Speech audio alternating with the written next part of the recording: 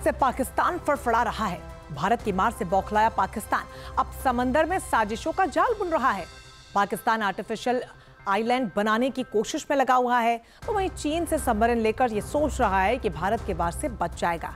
तो उसे कान खोलकर ये सुन लेना चाहिए कि ऑपरेशन सिंदूर में तो बच गया, अगली बार पूरे पाकिस्तान का वजूद ही खतरे में आ जाएगा।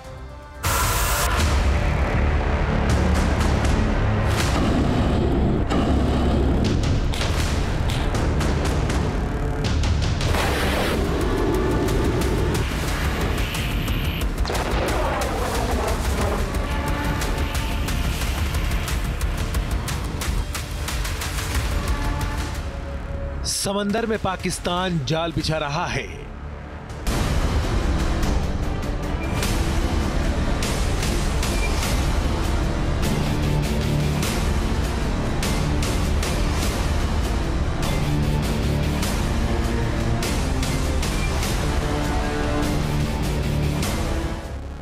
समुद्री फ्रंट पर पाकिस्तान बड़ी साजिश रच रहा है।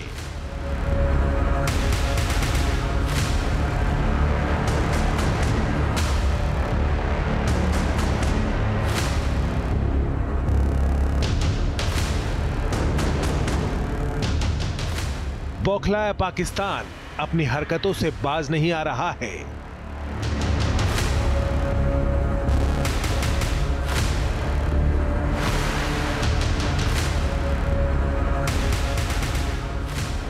ऑपरेशन सिंदूर के बाद से ही मुल्ला मुनीर तिलमिलाया हुआ है। ऑपरेशन सिंदूर में भारत के शूरवीरों ने जिस तरह से पाकिस्तान को धुआं धुआं किया,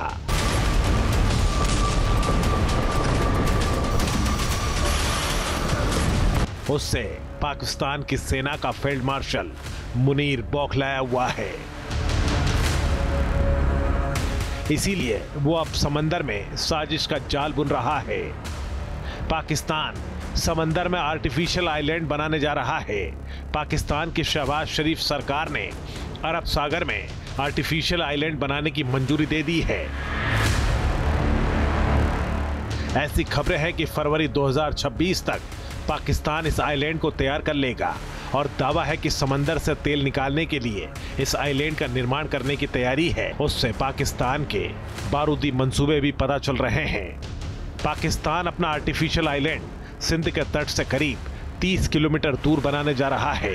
कराची से लगभग 130 किलोमीटर दूर सुजावल इलाके के पास खुदाई की तैयारी है,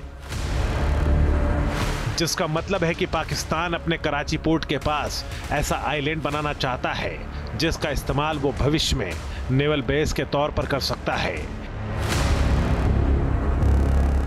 क्योंकि ऑपरेशन सिंदूर के बाद पाकिस्तान को इस बात का सबसे ज्यादा डर है कि भारत का अगला ऑपरेशन समंदर के मोर्चे पर हो सकता है और भारत का टारगेट पाकिस्तान का कराची बेस हो सकता है। सिंध प्रोविंस से करीब 30 किलोमीटर दूर एक आर्टिफिशियल आइलैंड बनाए, समुद्र की ड्रेजिंग करके और सी वॉल बनाकर कंपैक्शन और कंसोलिडेट करके और उसको ऑयल ड्रिलिंग के लिए इस्तेमाल करें। लेकिन इस आर्टिफिशियल आइलैंड का इस्तेमाल एक नेवल बेस की तरह से भी किया जा सकता है। पाकिस्तान को डर है कि हिंदुस्तान इस बार जो अटैक करेगा वो नेवल बेस्ड होगा, लिहाजा पाकिस्तान अपनी तैयारियों में जुटा हुआ है।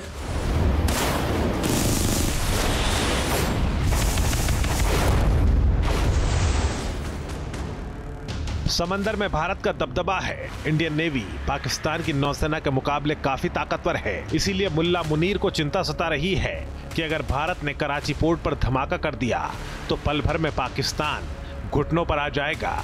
इसीलिए पाकिस्तान अब अपने आका चीन के बलबूते भारत की ताकत से टकराने का ख्वाब देख रहा है। पाकिस्तान को चीन से 8 सबमरीन मिलने वाली है। अगले साल पहली चीनी डिजाइन की हैंगर क्लास पनडुब्बी मिलेगी और 2028 तक ऐसी 8 सबमरीन पाकिस्तान को मिल जाएगी।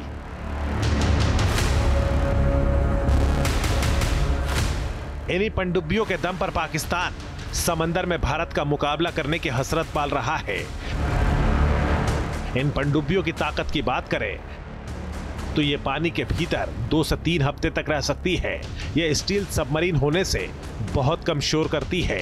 इनका वजन 2800 टन है।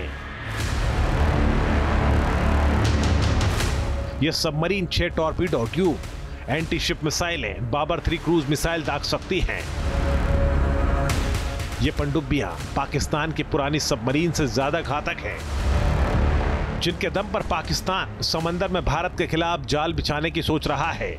लेकिन दुनिया जानती है कि पाकिस्तान सिर्फ तट के पास भारतीय नौसेना से टकराने की सोच सकता है, क्योंकि खुले समंदर में भारत का दबदबा है, जिसे पाकिस्तान सपने में भी चुनौती देने पर विचार नहीं कर सकता है। पाकिस्तान से निपटने के लिए भारतीय सेना की पूरी तैयारी है। चीन और पाकिस्तान के बीच बढ़ते सैन्य समुद्री सहयोग को देखते हुए भारतीय नौसेना अपनी एंटी सबमरीन वॉरफेयर क्षमता और मजबूत कर रही है। ये जानकारी खुद वाइस एडमिरल संजय वात्स्यायन ने न्यूज नेशन के सवाल पर दी है। हमें इसका पूरा जायजा है और हमें इसकी पूरी नॉलेज है कि वो उनको सबमरीन दे रहे हैं और सबमरीन इंडक्शन की शुरू हो जाएगी बहुत ही जल्दी। लेकिन हम हर स्थिति को मॉनिटर कर रहे हैं और उसका जो काउंटर हमें जो करना है उसके लिए हम पूरे प्रयास कर रहे हैं और हमें मालूम है कि हमें क्या कैपेबिलिटीज चाहिए, जो कि हम एंटी सबमरीन वॉरफेयर के एरिया में जो हमें चाहिए। चीन और पाकिस्तान का यह समुद्री गठजोड़ भारत के लिए बड़ा खतरा माना जा रहा है। चीन ने तीसरा एयरक्राफ्ट कैरियर फुजियान भी अपनी नौसेना में शामिल कर लिया है। हालांकि इंडियन नेवी भी समंदर में काफी शक्तिशाली है, जो एक साथ चीन और पाकिस्तान दोनों से निपट सकती है।